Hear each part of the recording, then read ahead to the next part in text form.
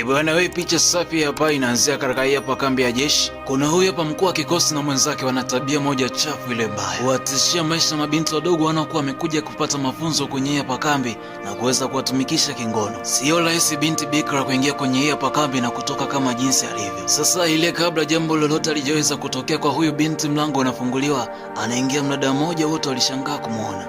Begani mwake alikuwa na nyota. Alichosema kwamba anashukuru ushahidi umekamilika. Sasa kabla ya hiyo siku tunaanzia hapa katika uwanja wa mazoezi. Kuna misheni moja kali sana unataka kuitimiza. Hao mabinti wanne hivyo walichaguliwa rasmi kuweza kupitishwa katika mazoezi ili wawe imara kwenda kukabiliana na hiyo mission. Basi mabinti hawa wanne wakawa wamekabidhiwa mikononi kwa wakufunzi wawili wenye tamaa ya ngono kulikoni utu na kiapo alichokiapa, ila kumbe wasifahamu kwamba taarifa zao zimeshafika katika uongozi na wasijue katikati ya hao mabinti wanne kuna mmoja ni mkuu wa kikosi ambaye amekuja hapa kama mpelelezi. Basi wakaendelea na mazoezi pale. Wakati huo mpelelezi alikuwa akiendelea kusoma mchezo mmoja baada ya mwingine. Mkufunzi akawa anasema kwamba unapokuwa katika kambi ya jeshi, tia amri ya mkuu wako na kila utakachoambiwa basi inabidi ufanye.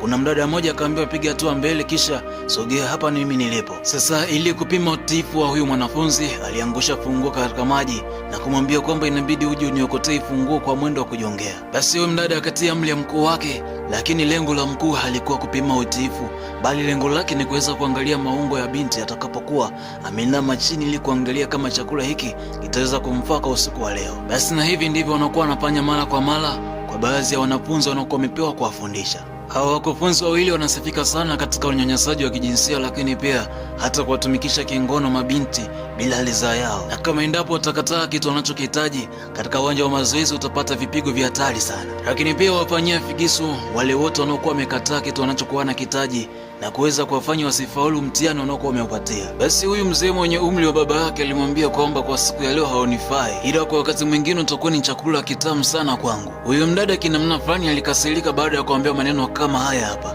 Alikuwa akipiga hatua moja baada ya nyingine akifikiria maneno aliyoambiwa na mzee mwenye umri wa baba yake. Basi hao mafanda wakamsogelea binti mmoja huku wakimwambia maneno ya kumtisha ili tu asiache kufanya kitu wanachomuomba afanye. Huyo mdada mwenye sura kauzi wakasema kwamba wazee ni wapuuzi sana. Sasa zikawa zimepita siku kadhaa wakiendelea na mazoezi katika ile Z4. Binti mmoja miongoni mwa wale binti wanne aitwaye Catherine alikuwa anaingia taratibu katika ofisi ya mkufunzi. Huyo binti kiuhakika ni ana cheo kikubwa kuliko hawa hapa wakufunzi, bali lengo lake la kuja hapa amekuja kuthibitisha yale yote anayokuwa anapewa taarifa kuhusiana na hawa hapa wakufunzi. Yeye anatoka katika kambi nyingine na cheo chake ni General Commander. Bado amekuja katika hicho hapa kikosi kama naye ni mmoja anayekuja kupata mafunzo ndani ya hiki hapa kikosi. Kumbe lengo lake ni kuja kupeleleza mambo yanayoendelea ndani ya hiki hapa kikosi. Basi kila siku iliyoitwa leo alikuwa akiendelea kukusanya ushahidi mmoja baada ya mwingine. Sasa kwa siku ya leo, baada ya kuingia katika ofisi ya mkuu, huyo mkufunzi alikuwa akiendelea kumwaga mistari mbele ya bibi Catherine, akimwambia kwamba kama utanikubali mimi nitahakikisha na kufanywa na kuwa mtu mkubwa sana katika hapa kambi ya jeshi,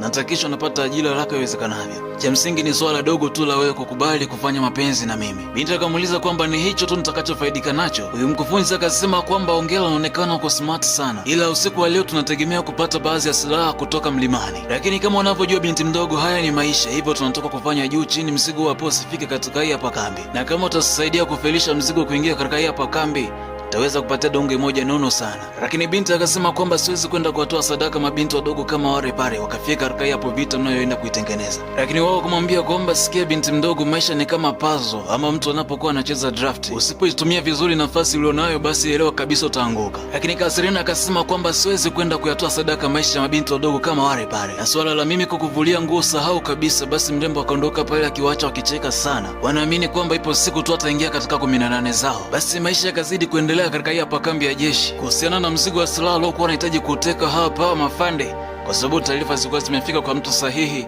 waliweza kuhamisha location ya kupita huo mzigo. Basi mtizi ukaendelea kwa mkali zaidi kwa bibi Catherine, huku hawa mafande wawili ambao ni wakufunzi wa bibi Catherine waliendelea kumtamani sana. Bibi alikuwa waficha, anawaambia live kwamba hapa mtaendelea kula kwa macho tu. Mrembo aliendelea kupewa matizi usiku na mchana, walikuwa akishangaa mbona hata achoki, anaonekana ni mkakamavu. Basi Catherine akaendelea kukula dosu huku akitabasamu kwa sababu ya mambo yameshapitia. Wewe siku moja baada ya nyingine mabinti waliendelea kuiva sana, huku akiendelea kugawa utamu kwa hawa hapo wakufunzi. Sasa bibi Catherine ili kuendelea kupata taarifa zaidi kutoka kwa hawa hapo mafandi aliamua kujiweka karibu nao ili anaendelea kupata taarifa nyeti zaidi. Kwanza kabisa aliamua kuwachonganisha kwa sababu wote wawili si wanamtamani yeye, basi akaamua kuwachonganisha kinamna hii hapa. Huyu mkuu anaingia katika ofisi, anamkuta binti alikuwepo katika pose la kuendelea kufanya mapenzi. Alikasirika ile mbaya. Lengo lake yeye ndo amwanzie bibi Katherina, lakini pia anahitaji kumfaidi peke yake baada ya kumkuta rafiki yake amemuwahi.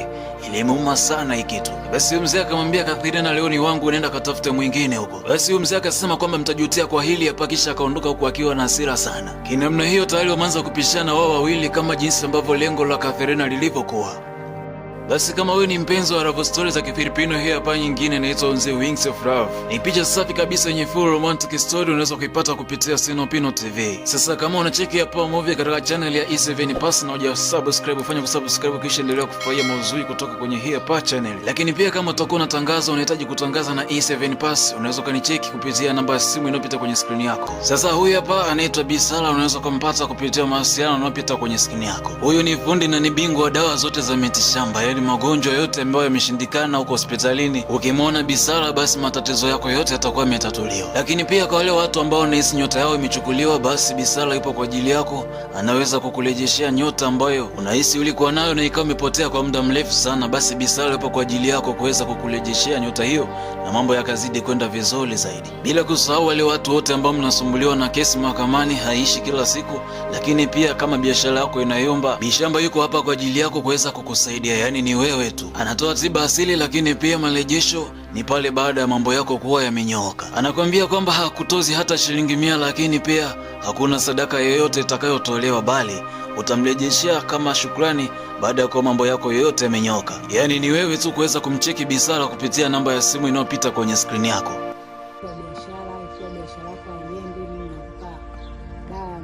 Biashara inaenda vizuri, unafanya biashara na pesa unafanya, hamna chuma uleta wala nini. Mtu wa mapenzi, kama mtu amekosana na mpenzi wake, anamrudisha mpenzi wake, anarudiana na mapenzi yanaendelea vizuri. Pia anasaidia kushinda kesi mahakamani, pia na kesi hata ikiwa mbaya vipi. Yes, basi tunaendelea na goma hili hapa. Mimi hapa ni DJ Eli.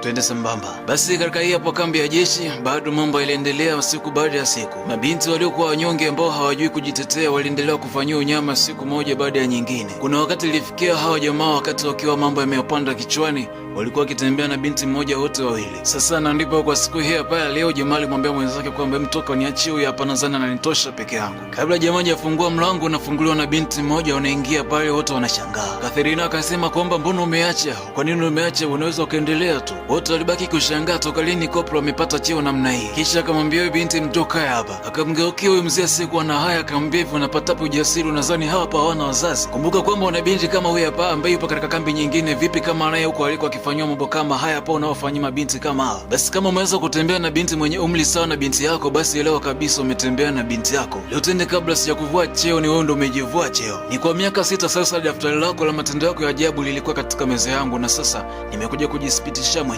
Kila aina ya ushahidi nimeukusanya mwenyewe. Hadi ile siku mzee alipokuwa akiongelea ile deal la kwenda kukamata silaha, kila kitu kilikuwa wazi. Basi bibi Katherina akatoa amri ya kamata huyo mzee ambaye ni mkuu wa mafunzo pamoja na rafiki yake waende maboso. Alikuwa akisema kwamba tazama, nina familia, tafadhali onea huruma familia yangu. Wataoneaje huruma familia yako angari wewe hujaonea huruma familia ya watoto ambao wamekuja katika hii hapa kambi? Basi Katherina akamwambia huyu hapa binti kwamba kumbuka, haki yako bado ipo. Wakati mwingine usikubali kutoa utu wako kwa sababu tu ya mtu nafasi aliyoshikilia. Inakubidi ufanye mazoezi kuhusiana na cheo na ajira utaipata kulingana na kazi unavyoipiga. Basi nami kufikia mpaka hapo niseme sina la ziada tena. Ulikuwa nami katika hapa mzigo mfupi, tukutane tena katika ngoma nyingine.